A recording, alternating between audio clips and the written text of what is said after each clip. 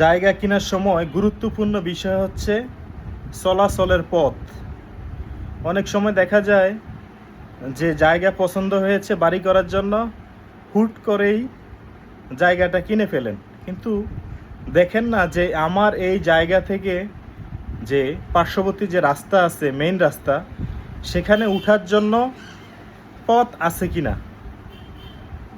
গাড়ি ঢুকবে কিনা বা যানবাহন ঢুকবে কিনা, এরকম খেয়াল করেন না। অনেকে হুট করে জায়গা কিনে নেন, চিন্তা করেন আগে জায়গাটা কিনি, পথের একটা তো ব্যবস্থা হয়েই যাবে।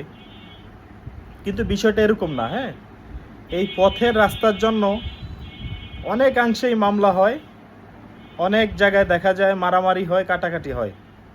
তাই আপনি যখন জায়গা খরিদ করবেন, অবশ্যই আগে দেখে নেবেন যে আপনার যেই জায়গাটা খরিদ করার চিন্তা করছেন, সেই জায়গাতে আসা যাওয়া করার জন্য পর্যাপ্ত রাস্তা আছে কিনা, এবং যে বিক্রি করতেছে মূলত উনি এই রাস্তার মালিক কিনা।